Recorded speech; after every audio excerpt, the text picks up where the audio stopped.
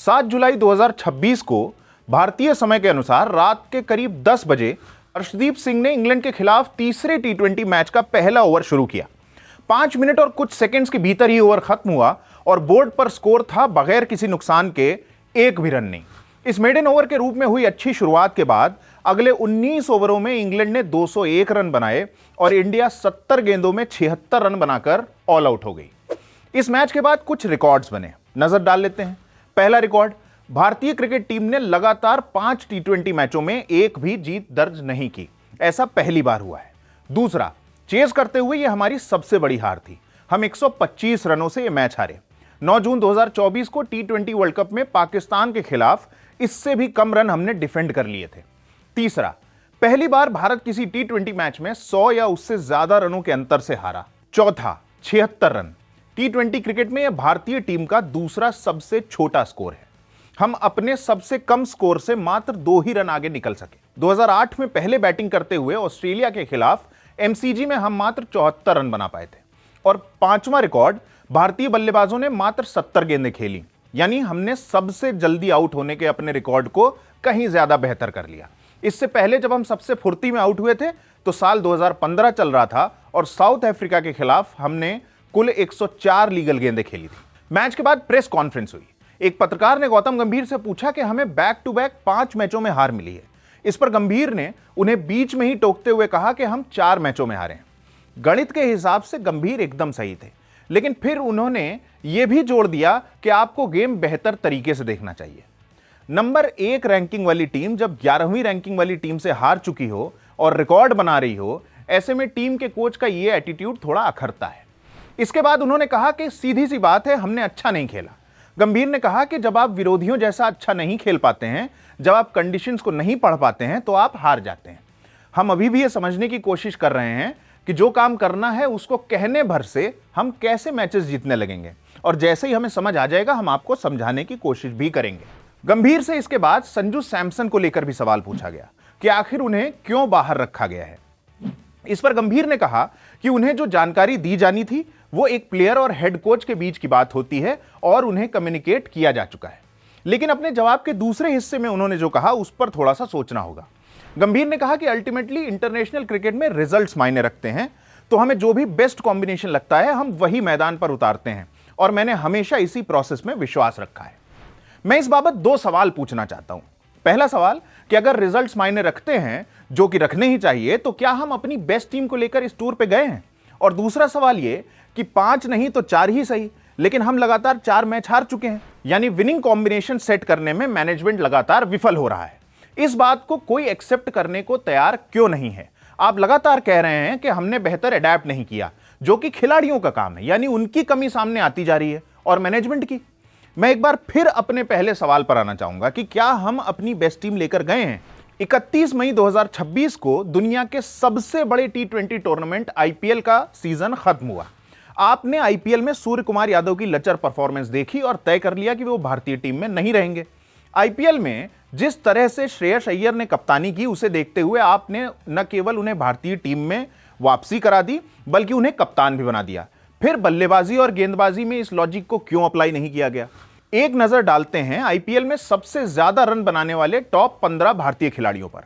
इसमें एकमात्र विराट कोहली ऐसे हैं जो रिटायर हो चुके हैं टी20 से। बचे टॉप 14 प्लेयर्स में से मात्र 5 खिलाड़ियों को आयरलैंड और इंग्लैंड के खिलाफ टी20 सीरीज में जगह मिली। जिसे वाइस कैप्टन बनाया है वो इस लिस्ट में 18वें नंबर पर आता है। अब बॉलिंग पे आ जाएं। टॉप 15 भारतीय विकेट टेकर्स की लिस्ट बनाएंगे तो मालूम चलेगा कि इसमें से महज प्रिंस यादव, प्रसिद्ध कृष्णा और अर्शदीप सिंह ही हैं जो इस टूर पर टीम इंडिया के साथ गए हैं। एक भी पूर्व खिलाड़ी या कमेंटेटर या क्रिकेट का कैसा भी जानकार यह कहता नहीं थक रहा था कि भुवनेश्वर कुमार में बहुत पोटाश है, और इस बात से भी कोई जी नहीं चुरा सकता कि उनके पास अथाह अनुभव भी है। लेकिन वो अंतर्राष्ट्रीय क्रिकेट के किसी भी सेटअप का हिस्सा बनते हुए नहीं दिख रहे हैं। एक ऐसा ही केस मोहम्मद शमी का भी है। उन्होंने भी रणजी ट्रॉफी और आईपीएल में साबित किया कि वो चोट से उबर चुके हैं और खेलने को आतुर हैं, लेकिन वो भी अब वापसी करते नहीं दिख रहे हैं, और अनुभवी तो वो कतई कम है ही नहीं। ये तो थी हमारी बात। अब देखते हैं कि लोग क्या कह रहे हैं। देर रात मैच खत्म होने से पहले ही शबास ने पोस्ट कर दिया था कि इंडिया कभी भी 100 या ज्यादा रनों से नहीं हारा था, और यह फैक्ट अब बदलने वाला था। इन्होंने ही एक पोस्ट और किया। इसमें कुछ स्टैट्स थे जिन्होंने हमारा ध्यान खींचा। शबास ने कहा कि बीते 6 सालों में इंडिया ने 200 या उससे ज्यादा का टारगेट मात्र 2 बार चेज किया है और इन दोनों ही मौकों पर हाईएस्ट स्कोरर सूर्या दादा यानी सूर्य कुमार यादव थे।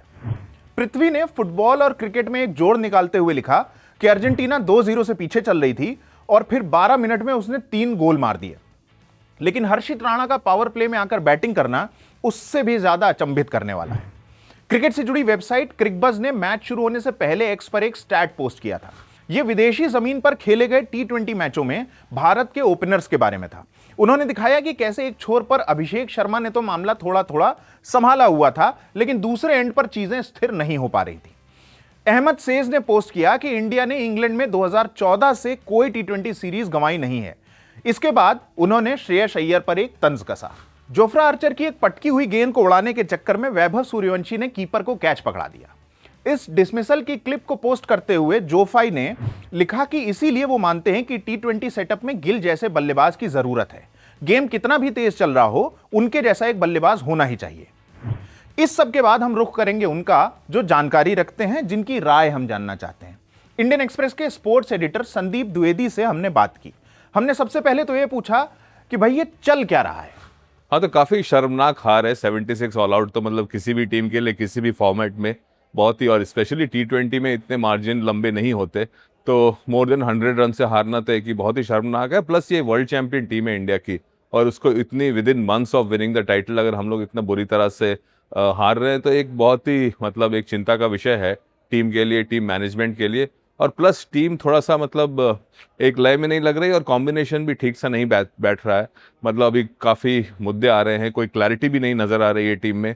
जैसे कि संजू सैमसन बाहर है, अभी तक किसी को ये पता ही नहीं है कि वो रेस्ट किए जा रहे हैं कि वो आउट ऑफ फॉर्म है। आज तो सोशल मीडिया पे ये भी चल रहा है कि शायद वो ओवरवेट हैं।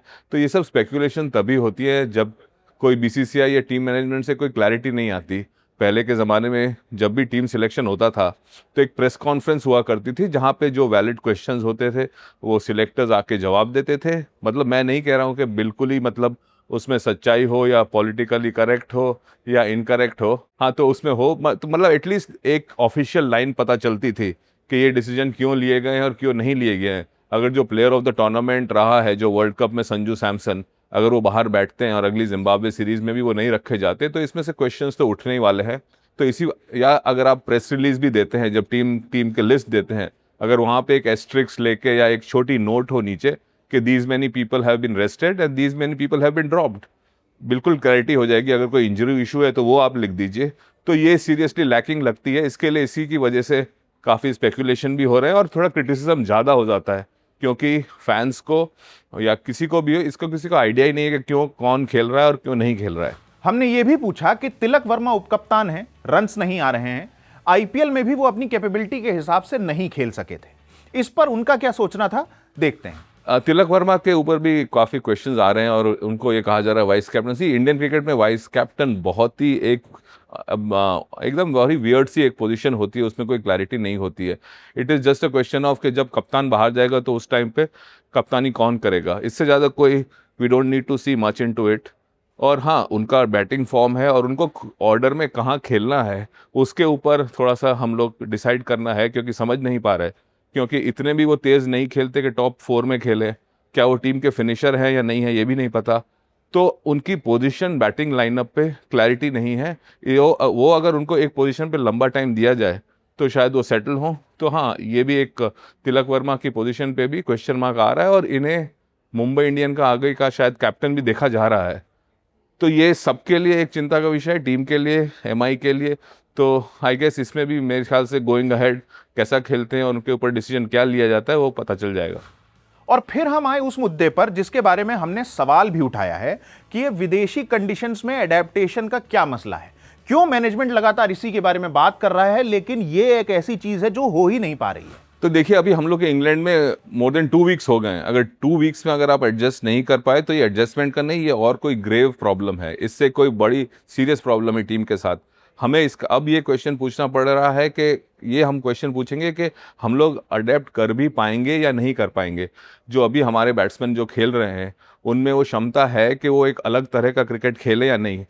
देखिए, क्रिकेट में एक बहुत बेसिक नियम होता है कि you respect the conditions, right. हम लोग को अभी ऐसा लग रहा है जैसे कि हमारे जो टॉप 4 है, देखिए इंडियन क्रिकेट बहुत ही आजकल हाई रिस्क हाई गेंस वाला क्रिकेट खेलता है, रुकते नहीं हैं, अगर एक विकेट भी गिरता है तो भी मारते हैं। तो आप अगर अभिषेक को देखिए, वैभव को देखिए, ईशान को देखिए और श्रेयस को देखिए, ये टॉप 4 बैट्समैन है। वो बहुत ही अटैकिंग क्रिकेट खेलते हैं, लेकिन अटैकिंग क्रिकेट शायद आईपीएल और यहाँ की पाटा पिचेस पे चल जाएगा, लेकिन जहाँ बॉल पे उछाल है, ग्रासी विकेट है, वहाँ पे आपको थोड़ा संयम दिखाना पड़ेगा और बॉलिंग को रिस्पेक्ट करना पड़ेगा। बहुत ही एक मतलब एक क्लियर पिक्चर आपने देखो कि जैसे जोफ्रा आर्चर कितना एंजॉय कर रहे हैं, मतलब यही बैट्समैन है जिसको पीटा जा रहा था आईपीएल में, वो यहाँ एकदम ऑलमोस्ट अनप्लेएबल बन रहा है। प्लस एक इंडियन क्रिकेटर्स की जो एटलीस्ट टॉप 4 की है, एक उनकी एक इमेज बन गई है कि हम क्या कहते हैं कि वैभव तो पहली बॉल पे ही छक्का मारते हैं, मतलब बहुत अच्छी बात है वो मारते हैं, लेकिन अगर कंडीशन ये अलाउ नहीं करती है तो उनको भी थोड़ा संयम से खेलना पड़ेगा। अगर आगे है, जब बॉल बिल्कुल ही नया है और अगर कुछ हरकत कर रहा है तो आपको उसके लिए थोड़ा सा सोच के खेलना पड़ेगा, अपना अटैकिंग क्रिकेट को थोड़ा डिले करना पड़ेगा। और बात जब एडेप्टेशन की आ गई है तो एक कहानी याद आ रही है। साल था 2003 और भारतीय टीम न्यूजीलैंड में थी और तब T20 तो होता ही नहीं था। हमने 2 टेस्ट मैचों की सीरीज 2-0 से गंवाई और 7 ओडीआईज की सीरीज 5-2 से। डेरिल टफी न्यूजीलैंड का एक ऐसा नाम था जिससे क्रिकेटर्स को तो छोड़िए, हम आम लोग भी डरते थे। वहां के ग्रीन टॉप, सीमिंग पिचों और ऑकवर्ड बाउंस ने हर भारतीय बल्लेबाज को परेशान किया हुआ था। एक सहवाग ने 7 मैचों में 2 सेंचुरीज मारी थी। उनके अलावा सिर्फ एक युवराज सिंह ही थे जो एक बार 50 बना सके थे। लेकिन इसके कुछ वक्त बाद सचिन तेंदुलकर को मुंबई में पानी में भीगी हुई टेनिस बॉल से प्रैक्टिस करते हुए देखा था, जो उनकी रिब्स के आसपास फेंकी जाती थी।